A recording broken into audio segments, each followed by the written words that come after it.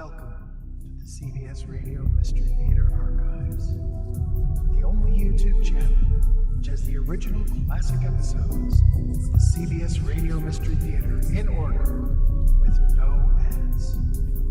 Thank you for listening, and now, enjoy the show.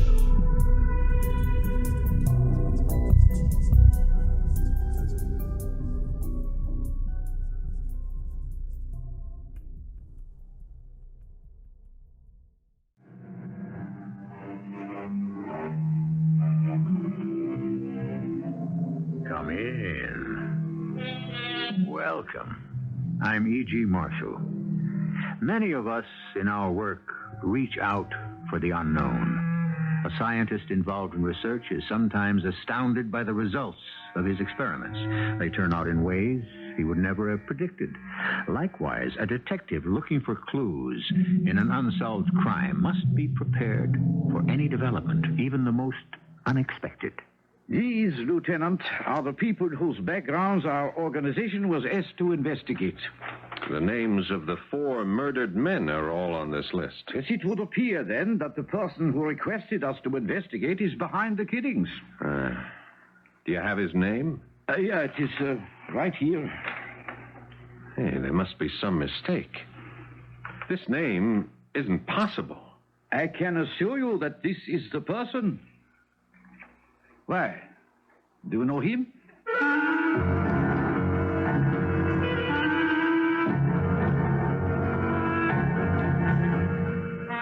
Our mystery drama, Delusion of Reprieve, was written especially for Mystery Theater by Percy Grainger and stars Paul Hecht. I'll be back shortly with Act 1.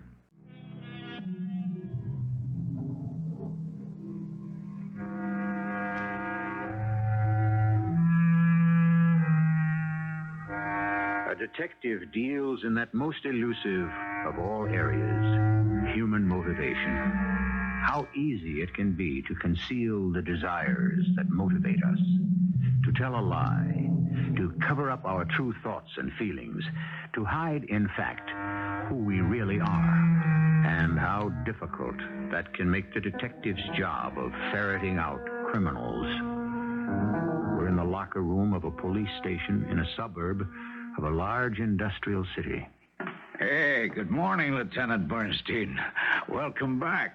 Oh, Peter, thank you. How is your father now? Well, the operation was a success, but his heart is still weak. You look pretty tired. Yeah, I was at his bedside the whole time. The doctor said it was only my being there that kept Dad's morale up. Oh, wasn't your mother there?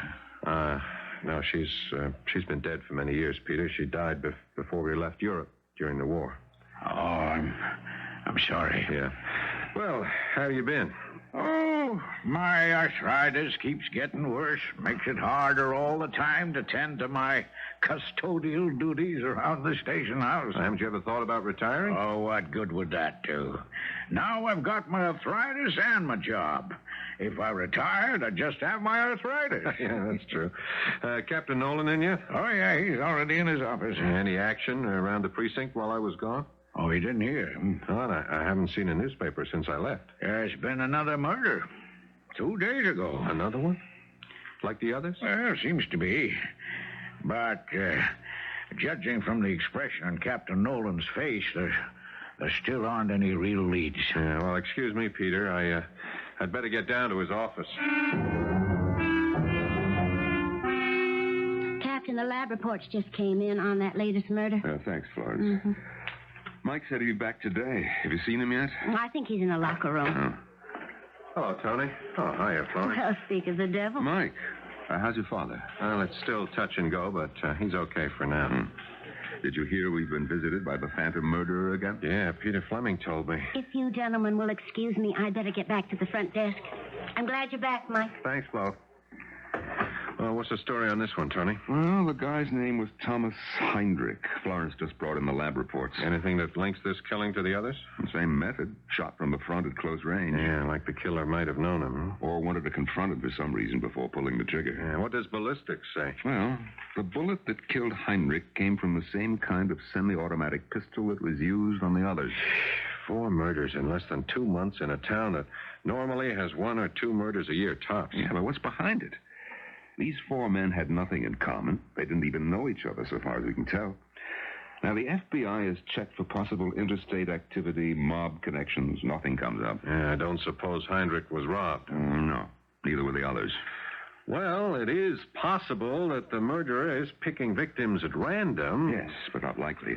Mass killers generally follow 1 or 2 patterns. Either they hold themselves up somewhere and start blasting away at everything that moves, or they choose their victims because of something they all have in common and kill them one at a time over a period of months or even years. Well, following that prescription, we seem to have a representative of the second variety on our hands. Yeah, but what is the link? 3 of the victims were married. 1 wasn't. 2 owned their own small businesses. The other 2 worked in factories. Now, if the murderer is picking his victims at random, it means we're helpless until he makes a mistake. And what was Heinrich's profile? Oh, here, look for yourself. He seems to have led a simple enough life, a hard-working, middle-class guy, owned his own paint store, nothing out of the ordinary. Yeah, it says here he was a naturalized citizen. Oh, yeah. He and his wife immigrated here from Germany. Weren't the other 3 victims also immigrants? Mike, that profile fits 80% of the people in this town. Well, your own father was an immigrant. Hey, look, here's something else. What? Heinrich had a police record. Yeah, all that. Yeah, he was booked once for a brawl in a bar over on the south side. I checked it out. It was, 15 years ago. The bar isn't even there anymore. Well, it is interesting, though. Why? As I recall, the others all had police records, too. Well, they'd all been arrested once on various minor charges, so what? I've already considered that possibility. Heinrich was arrested in 1963 for brawling. Schulman was arrested in 1958, and Blotz in 1972, both for drunken driving. Let's see, the first victim, Gregor Wyszynski, was booked in 1958 in connection with some labor dispute at the factory where he worked. That's a 14-year spread, and the offenses are totally unrelated. What can you possibly make out of that? Nothing. Nothing yet, anyway. But anything these men had in common ought to be kept in mind. Obviously, we're up against a very clever person. I don't know, Tony. I almost think the guy's a lucky amateur. Why? He hasn't left a single clue, and there's yet to be a single witness. We're looking for patterns, right? Well, we'll look at this one. The first murder was 2 months ago. Then for 4 weeks, nothing. Then the second murder. And this time, in less than 2 weeks, the third, and a week later, the fourth. It's almost as if he were gathering courage. But what is it this guy's after? What's driving him to kill? He doesn't like immigrants from Central Europe? Oh, terrific. There are 40,000 of them in this town. Is he planning to kill them all? Yeah. Have you interrogated Heinrich's widow yet? No. Get your hat. That's where we're going now.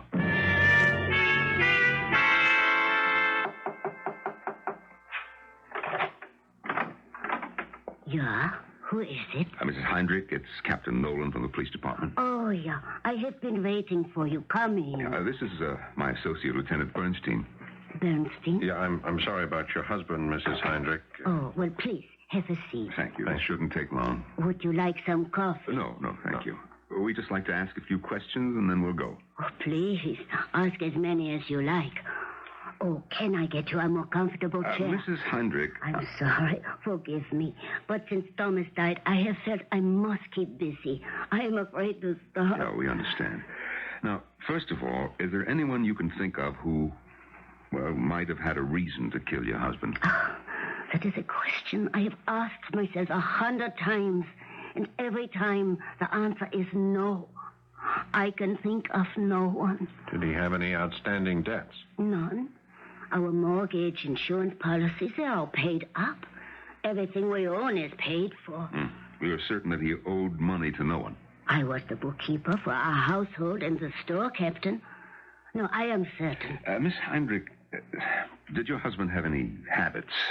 Habits? I mean, did he play the horses? Did he gamble in any way? Well, he bet sometimes on sports events, but never more than a few dollars. And only with friends, people he knew. Oh, he fancied himself an expert on American football. Mrs. Heinrich, in the few days before he was shot, was his behavior any different?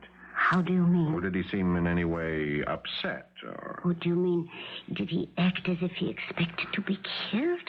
Oh, no, Lieutenant. He never expressed any fears or doubts to you about his safety. No, why should he? Thomas lived an open, honest life. He worked hard. He had nothing to fear. Do the names Hans Schulman, Henry Blotz, or Gregor Wyszynski mean anything to you? They do not sound familiar. Why? Those are the other 3 men who have been murdered. Oh, yeah.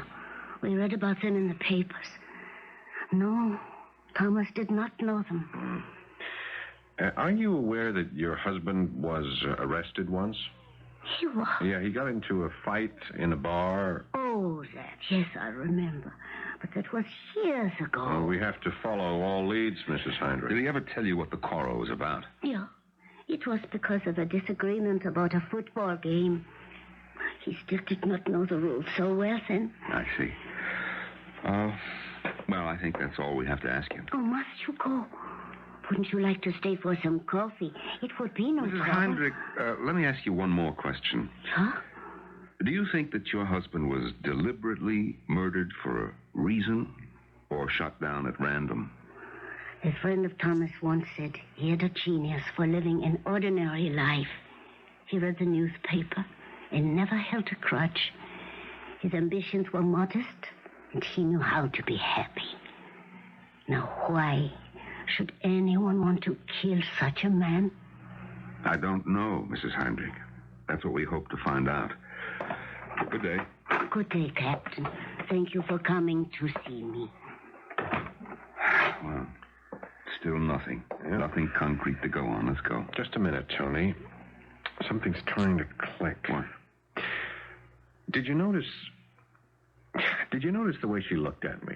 I mean, when you introduced me, her eyes dropped to my nameplate. For just a split second, a look came into her eyes. Yeah? I've seen that look before, Tony. I was a small kid in Europe. What look? What are you getting at? My name. My name, Tony. Bernstein. Oh, since when did you become so sensitive? I don't care what she thinks of me, Tony. That's not the point. The point is Europe. What do you mean? It's the link that we're looking for. We've only gone into the murdered man's backgrounds in this country, but what if they knew each other before? Yeah, there's a whole possibility we've been overlooking. Hey, wait a minute. What are you doing? A couple more questions for Mrs. Heinrich. Oh, you're still here. Mrs. Heinrich, what nationality are you and your husband? Why, American. But before you came to this country. German. And what business was your husband in? He had his own paint store. And before you immigrated? Before? Why, I'm not sure. I think we worked for a factory. You don't know? We didn't meet until 1946, just a few months before we sailed for America. Excuse me, Mrs. Heinrich, but that's not true. Your records from the Department of Immigration indicate that you were married in 1941. Yeah, we were. Okay, I'll ask you again. What did your husband do? He was in the German army. But he never was an officer, just a sergeant, a common soldier. I'm sorry I lied, but it is a habit.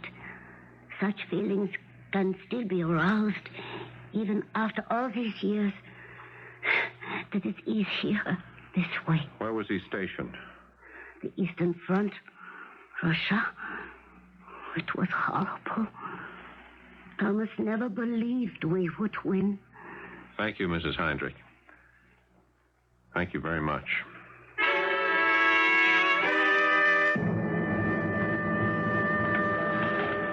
Florence couldn't leave the front desk, Lieutenant. She asked me to bring you the files on those 4 murdered men. Oh, thanks, Peter. Peter, would you stop by my office tomorrow morning before work? I've got to speak to you about something. Oh, certainly, Captain. Thanks. Mike, I've got those files memorized, and I can tell you right now that you're not going to find anything that matches. Heinrich and Schulman were German, okay? Blotz was Romanian, and Wyszynski was Czechoslovakian. And look, they immigrated as early as 1946 and as late as 1962. But all after the war. I think it's a lead worth following up, Tony. I'd like to contact Interpol headquarters in Paris and see if they can come up with more information on these men. Go ahead, but don't hold your breath. If these four had anything in their past they didn't want known, they probably changed their names long before they left Europe. A lot of people did that, I know. But if my hunch is correct, these men didn't. And that's why they're dead.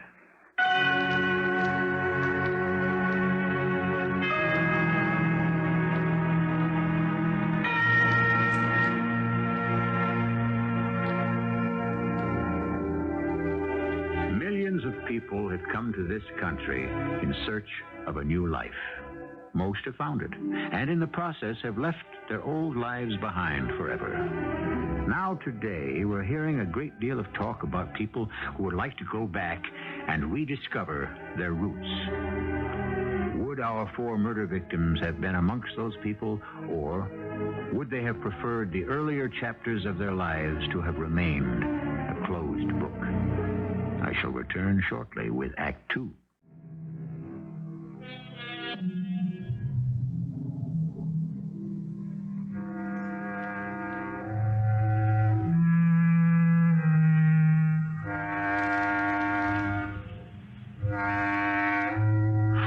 Unsolved murders. Four men who apparently did not know each other, who apparently had nothing in common except the manner in which they died, all killed by bullets from the same gun. But was there another link between them, a link somewhere in their pasts? And more importantly, will such a link, if it exists, lead the police to the murderer before he strikes again?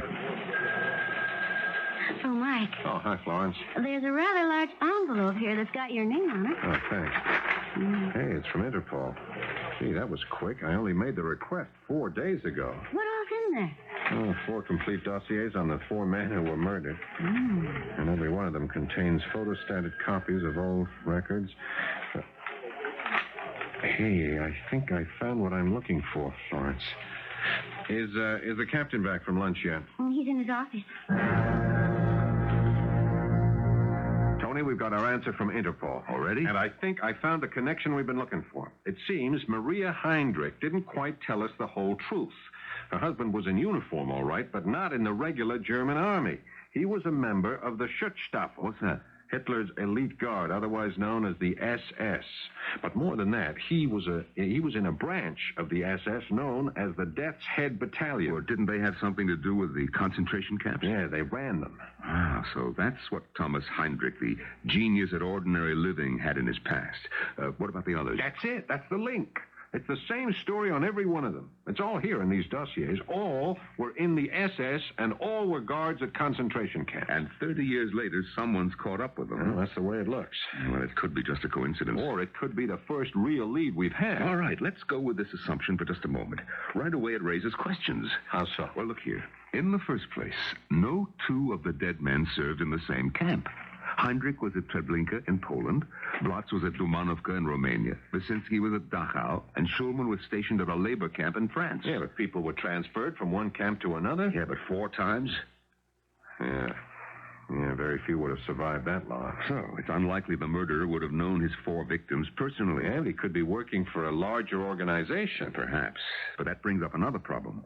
All the Nazi hunting outfits we know about only go after high-ranking fugitives, the men who were behind the whole machine. Heinrich and the rest, they were all common soldiers. According to these dossiers, none of them attained any rank higher than sergeant. But there would almost have to be an organization behind this, Tony. I mean, how else could you get this kind of information on people? Look at the resources you need, the hours of research, the amount of traveling, the credentials to gain access to confiscated Nazi files. No one person could do all that by himself. So, either we've stumbled onto a new organization whose very existence hasn't even been known until now, or one of the older groups is broadening its sights. There's a big difference between hunting down a handful of top Nazis and going wholesale after the hundreds of rank and file. Yeah, well, they were all part of it, weren't they? Yeah, I suppose they were. Well, even if we are on the right track, none of this helps us answer the question, where do we go from here? Who do we protect? No one's going to admit that he was a member of the SS, and asking Interpol to research the background of every person who's immigrated here since the war is hopeless. Yeah, 30 years later. And now the hunters are the hunted. Mike, how do you feel about this? What? Oh, what do you mean? Well, you do agree, don't you, that these killings have to be stopped?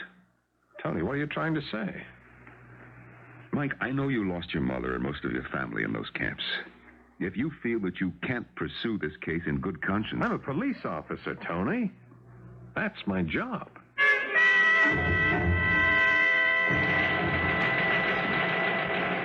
Hey, afternoon, Lieutenant Bernstein. Hi, Peter.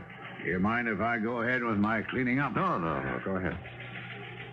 Is, something the matter? You're usually gone by now. It looks like we've come onto our first real lead on those murders. Well, isn't that good? Well, if our assumption is correct, there's a part of me that isn't sorry those men are dead. Does it surprise you to have such feelings? I was brought up to respect the law, Peter. Religious and secular. And now you're afraid, huh? Afraid? Well, that inside the man you've been taught to believe you are, there lingers the shadow of a primitive ancestor. Yeah. The one who said an eye for an eye. Well, there are always two possibilities to everything, aren't there? Maybe. But I don't see how it helps. Well, the lead you've discovered, either it's correct or it's incorrect, right? Right. Now, if it's incorrect, you've nothing to worry about. And if it's correct? You have no way of knowing that for certain until you've caught your criminal, right? Right. So why worry about it now? You know, Peter, I had a great-grandfather who reasoned the way you do. Well, you see, it helped him to live to be a great-grandfather. He died in a concentration camp. His reasoning did him no good there. How do you know? The mind is a wonderful thing. It can lift us out of the heaviest chains. Of course, the mind can also be unbelievably stupid and decide quite arbitrarily that a person is unfit to work because of his age. What? Oh, that talk I had with Captain Nolan this morning. Apparently, there's a new law that makes it mandatory for certain state employees to retire at 65. Oh, gee, I'm sorry to hear Well, I that. told the captain the law didn't apply to me. I'm not 65. I said I'm 73. You know, the silliest thing is, if you applied that law to the judge who upheld it, he'd have to retire, too. Yeah. Well, there must be other things you could do, Peter. You're obviously an educated man. Oh, in my native Holland, I was a doctor of jurisprudence. But when I came to this country, I was too old and too lazy to set about learning a whole new legal code. And this job means a lot to you, doesn't it? When you leave here at night, you go home, don't you? But I have no home to go to. Just a hotel room I rent for the month. Hey, I never knew that, Peter. Oh, it's not so bad. See, I've come to consider the police station like a home. The various rooms are like parts of a house, and you and the others, well, you're just like my family. You don't have any family of your own? No, they're back in the old country. Well, don't you keep in touch with them? If you'll excuse me, Lieutenant, I'd better get on with my work. Yeah, look, I'm sorry, Peter. I didn't mean to pry. Oh, that's all right. Yes, it's late. I should be getting home. I should be going, too. Good night, Peter.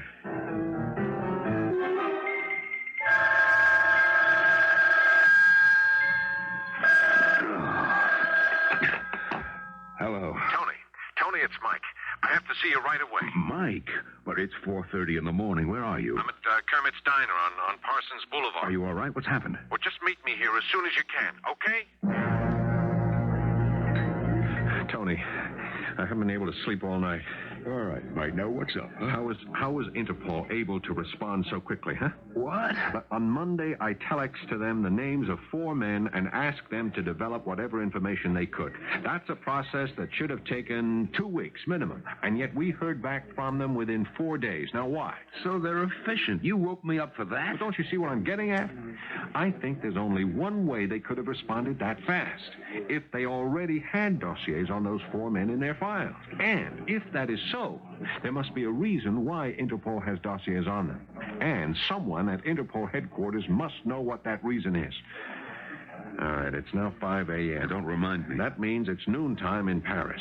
Now, if we get a wire off now, we should have a response later today. Mike, you don't have to prove anything to me. What do you mean? We're after a killer, aren't we? So what if the men he's killing were the cogs in a machine that destroyed 6 million people? He still has to be stopped. That's the law. That's our job. Mike, calm down, huh? All right, I'm sorry. My mind's been on fire all night. I feel like I'm racing with myself. Yeah, you know, there's part of me that just wants to sit back and wait until the murderer strikes again so we can double-check our theory. Mike, go by the station and send the wire to Interpol. And then go lie down on the couch in my office and try to get some sleep. This case, Mike, well, it could go on for a long time. Don't let it get to you.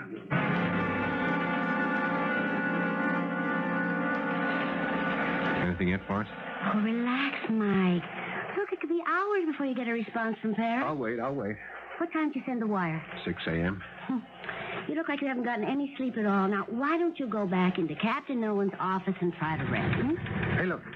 Look, something's coming in over the telex. What is it? This is what you've been waiting for. What does it say? Major Baki, Interpol officer, flying to San Francisco for International Conference on Crime. Now, What? Just a minute, there's more. He'll be laying over for 2 hours at O'Hare Airport, and you'll have the information with him that you requested. Does it say when he's coming through? October 14th. Hey, that's tomorrow. What time? 2 p.m. Here's the flight information. Thanks, Flo. Oh, one other thing. Get me the number of the Records Bureau at the U.S. Department of Immigration, will you? There's something else I want to check out as well.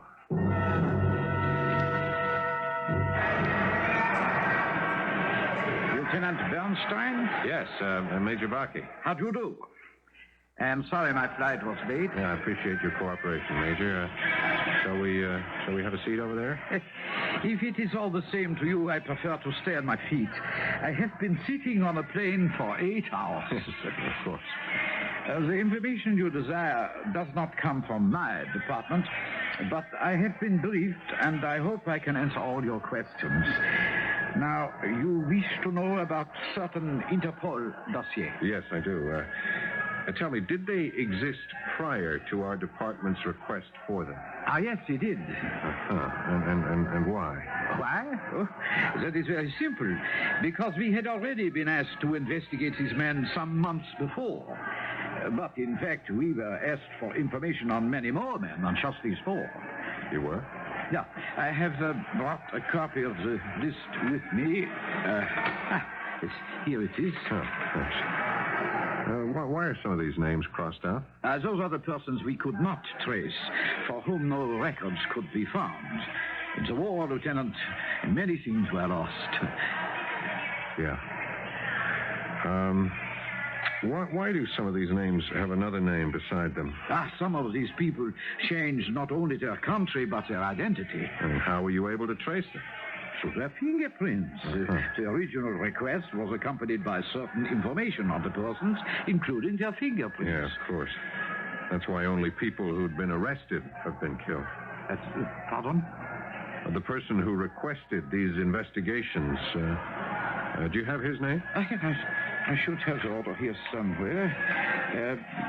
Did you say these men are being killed? Yeah, 4 of them are now dead. So the others, they are in danger too. Possibly. I see. And you think that the person who made the request here's the order. Why, this is most strange. What? The person who asked for the investigations, he's from your own police department. What's his name? Nolan. Captain Tony Nolan.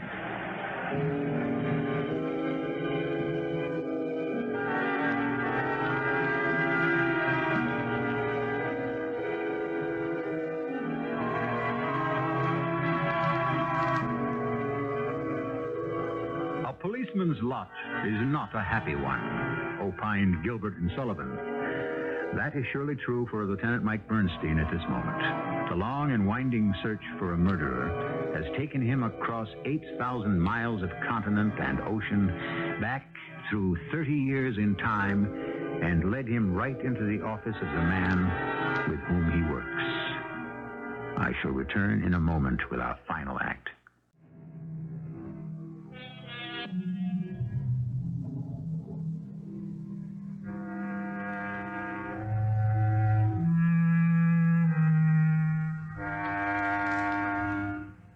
Circumstantial evidence is a curious thing.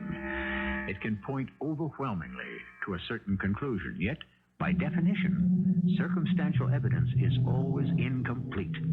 It offers no smoking gun.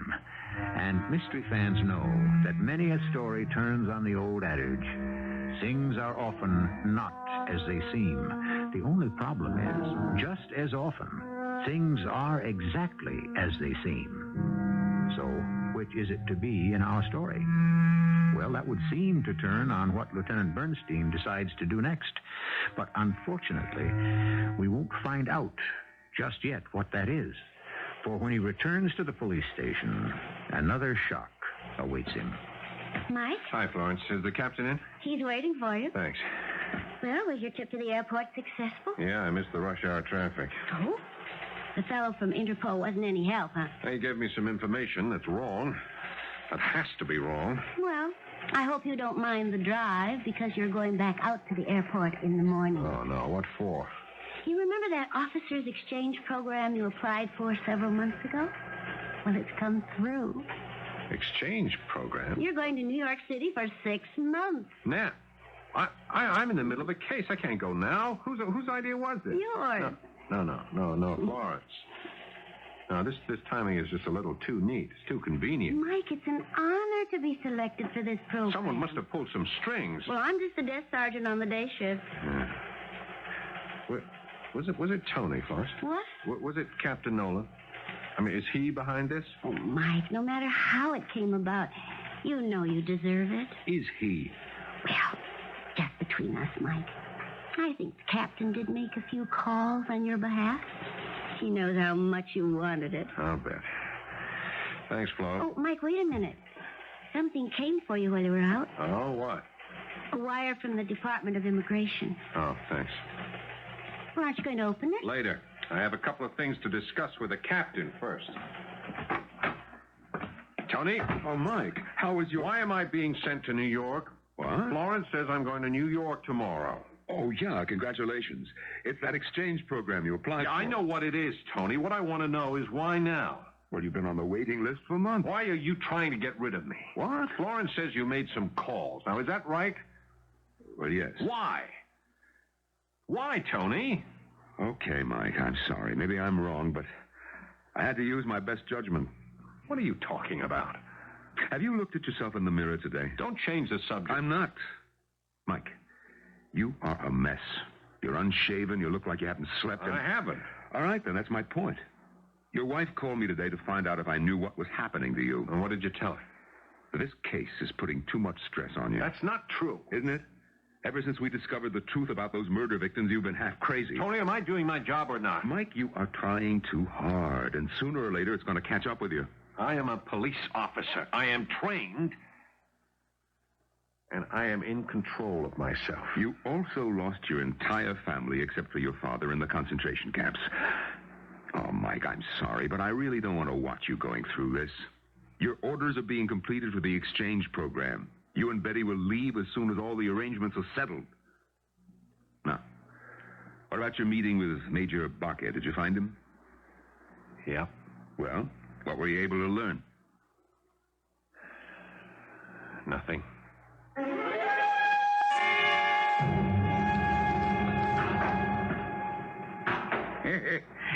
Evening, Lieutenant. Oh, evening, Peter. Why are you cleaning out your locker? It isn't Friday already, is it? No, I'm being sent to New York on an officers' exchange program. I see.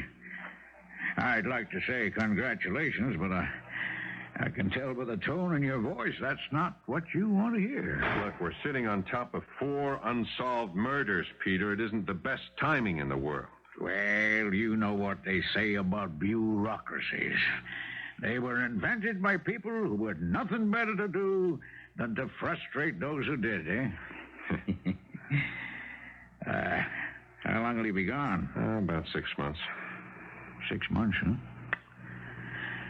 Well, then, I guess we'd better say goodbye. What? Goodbye. See, I'll be retired by the time you return. Oh. Well, I'll miss you, Peter. I've enjoyed our talks. I enjoyed them, too. Sorry you had to put up with so much from an old man. Peter, do you have a minute? Sure. All the time in the world. The dust will wait. Now, Peter, suppose I had proof on a guy that he was guilty of a crime I was convinced he hadn't committed. Well, and I'd say that either there's something wrong with your proof, or you're a bad judge of human nature. But I have the evidence. I got it in black and white. But you don't believe it. I don't know. I was convinced of his innocence. That is, until I talked to him. Well, you confronted him. No. Oh, maybe you should. That might be your answer. He'd never confess. He may not be guilty. How could I be sure? Well, now, is this person a friend? Yeah. Close friend? Yeah. Then it seems you must confront him. Otherwise, for sure, the only thing you'll ever be certain of are your suspicions. Yeah. Thanks, Peter. Oh, that's all right. Oh, you dropped something, Lieutenant. What? Oh, yeah. Oh, that telegram Florence handed me. I'd almost forgotten about it. What is it? More bad news? I'm afraid so. It's a wire that confirms something I'd almost forgotten about. You're right, Peter. A direct confrontation is going to be the only way to deal with this. Oh, Mike, I'm glad I caught you before you left. Are you? Now, look, you're going to be gone for 6 months. We aren't going to see each other. And I don't want you leaving under a cloud. Who says I'm under a cloud? Perhaps I ought to go clean up some... No, Peter. No, I want you to stay. I'll need a witness. A witness for what? Why are you getting rid of me, Tony? What? What's the real reason? Well, I've explained... No, Tony, I don't think you have. What are you getting at? You want me out of the way because I'm getting too close to the truth. Which is? Which is that you killed Heinrich and the others. What? Major Baki gave me the whole story. Now, you sent a list of names to Interpol and asked for investigations into their pasts. The 4 slain men all appear on that list. I sent a list. Well, this is crazy. Is it? Now, here are some photostats the Major left with me. And there's the list, and there's a copy of the order with your name on it. Mike, I swear to you I don't know anything about this. Well, that's not a very viable defense. I didn't even know those men. Why would I want to kill them? Yeah, that's what a jury is going to want to know, Tony. I'm arresting you for the murders of Thomas Heinrich, Hans Schulman, Henry Blotz, and Gregor Zbazinski. Mike, come off it. I've had my eye on you for a long time, Tony. Why? You got a gun collection at home, don't you? Well, you know I do. You've seen it. And in that collection, you got a semi-automatic like the one used in the killings. No, I don't. A Croydon Spitz 38. You weren't very smart to use it, Tony. There's not many of those around anymore. What are you talking about? You thought you could get me off your back, didn't you? Well, I got an airtight case that's going to send you to the chair for the murders of 4 men. Lieutenant, you're making a mistake. I don't think so, Peter. I know exactly what I'm doing. Captain Nolan didn't kill those men. I did. I know. I know you did, Peter. You killed those men, Peter? Yes, Captain. How did you know, Lieutenant? Well, you told me yourself. You said if I was certain my friend was innocent, then there must be something wrong with my evidence. If Tony didn't send that list to Interpol, then it had to be someone with access to Tony's identity, his badge number, and the police department telex code. Hey, let me take a look at that list. They're all from our files. I first began to suspect Peter yesterday when he was reluctant to talk about his family. I called the Records Bureau of the Immigration Department in Washington. This telegram here is their response. What does it say? It says they have no record of a Peter Fleming who immigrated from Holland. What's your real name? Obradovich. Piotr Obradovich. I'm from Poland. And your family? My family? Lost in the camps during the war. My wife, my 4 children, my mother and father. You and my brothers. And you were the only survivor? Yes. But, Peter, the men you killed weren't responsible. They were from the very lowest echelons of the SS. The camps couldn't have been run without them, could they, Captain? Every person is responsible for his actions. Taking orders can be as much a crime as giving them. Mike, what was all this nonsense about my owning a gun like the murder weapon? I knew Peter would never just confess. But I didn't think he'd be able to stand by in silence while an innocent person was accused of his crime. I was right, Peter. Your sense of justice did run deeper than your thirst for revenge. The 4 men I killed lived for 30 years under the delusion that they had escaped all culpability for their crimes. And I disabused them of their delusions of reprieve. I have no right to expect to escape the same fate myself.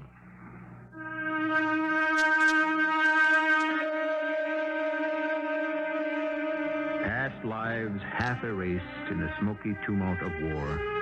The innocent are slain, the guilty live on. The temptation for retribution is strong within us, and indeed no person ought to be allowed to go free from his crimes.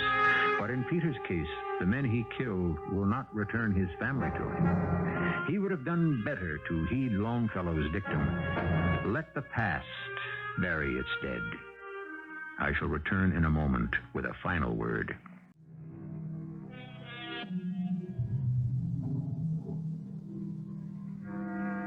Many of us live more than one life during our time on Earth. Conversions can change the man into a beast, and the beast into a man.